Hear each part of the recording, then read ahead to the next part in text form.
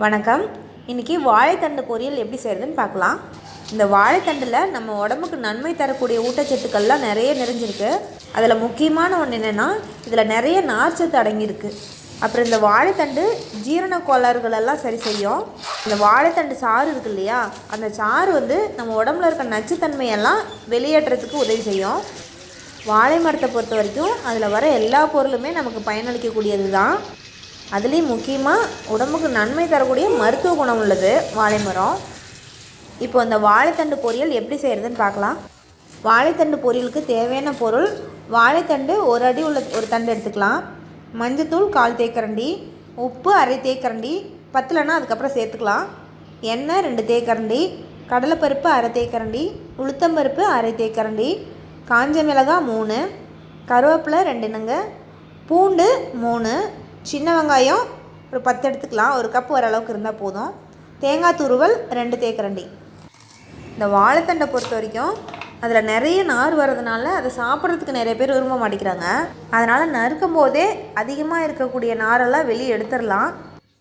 இதை நறுக்கணுன்னே நடுவில் நிறைய நார் வருது இல்லையா, இதை அப்படியே எடுத்துடலாம். நம்ம இந்த மாதிரியே ஒவ்வொரு ஸ்லைஸ் நறுக்கும் போதும் நடுவில் நார் வரும். அதெல்லாம் எடுத்துட்டோம்னாவே சாப்பிடும்போது ரொம்ப நார் வராது. இது இப்படி தான் நறுக்கணும்னு இல்லை, கொஞ்சம் பெருசாக கூட நறுக்கலாம். ஆனால் இந்த மாதிரி சின்ன சின்னதாக நறுக்கும் போது எல்லாேருக்கும் சாப்பிட்றதுக்கு ரொம்ப பிடிக்கும். அதனால தான் நான் இந்த மாதிரி குட்டி குட்டியாக நறுக்கிக்கிறேன். இதை நறுக்கி ரொம்ப நேரம் வெளியே வச்சிடக்கூடாது, அதனோட நிறம் மாறிடும். அதனால் பக்கத்தில் ஒரு பாத்திரத்தில் தண்ணி வச்சுட்டு கொஞ்சம் நறுக்கினோடனே எடுத்து அதில் போட்டுக்கலாம். இப்போ இது எல்லாத்தையும் நறுக்கி எடுத்துக்கிட்டோம். இதில் 1/4 தேக்கரண்டி மஞ்சத்தூள், அப்புறம் ஒரு 1/2 தேக்கரண்டி உப்பு சேர்த்துக்கலாம். அப்புறம் இதை அடுப்பில் வச்சு நல்லா வேக வைக்கணும். இந்த வாழைத்தண்டு நல்லா வெந்துருச்சு. இது இனிமேல் எடுத்து தண்ணியை வடித்து வச்சுக்கலாம். வாழைத்தண்டை நல்லா வேக வச்சுக்கணும். நல்லாவே வெந்தால் கூட அதோட நிறம் மட்டும்தான் மாறுமே வெளியே குழஞ்செல்லாம் போகாது. அதனால் அது வெந்துச்சா வேவலையாங்கிறது பார்க்குறதுக்காக ஒன்று சாப்பிட்டு பார்த்தோம்னாவே தெரிஞ்சிடும். இப்போ இந்த வாழைத்தண்டு நல்லா வெந்துடுச்சு. இது இனிமேல் தாளிச்சிக்கலாம். அதுக்கு சட்டி அடுப்பில் வச்சு காஞ்சதும் எண்ணெய் ஊற்றிக்கலாம்.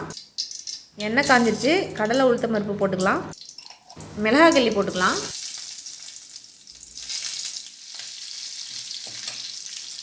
இதுலேயே கருவேப்பிலை சேர்த்துக்கலாம்.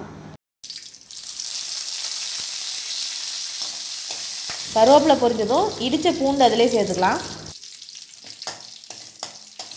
அப்புறம் சின்ன வெங்காயம். இப்போ இதுக்கு தேவையான அளவு உப்பு சேர்த்துக்கலாம். ஏற்கனவே வாழைத்தண்டு வேகும்போது உப்பு சேர்த்துருக்கோம், அதனால் இதில் வதக்கிறதுக்கு மட்டும் உப்பு சேர்த்துக்கிட்டோம்னா போதும். மஞ்சத்தூள் கொஞ்சம், இதெல்லாம் போட்டு நல்லா வதக்கி விட்டுட்டு வேக வச்ச வாழைத்தண்டையும் இதிலே சேர்த்துக்கலாம். இப்போ இந்த வாழைத்தண்டையும் சேர்த்துக்கிட்டு இதெல்லாம் நல்லா கலந்து வர மாதிரி கிளறி விட்டுடலாம்.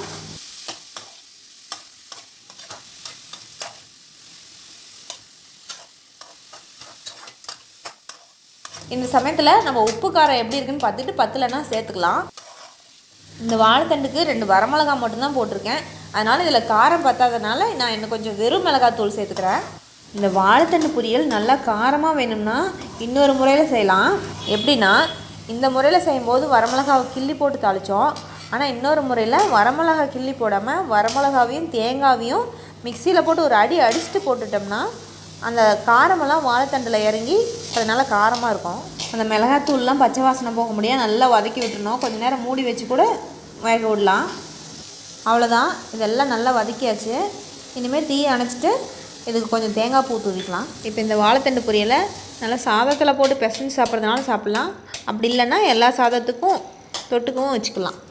உடல் எடையை சமநிலையில் வைத்துக்கொள்ளும் வாழைத்தண்டு பொரியல் தயார். சாப்பிடலாம்.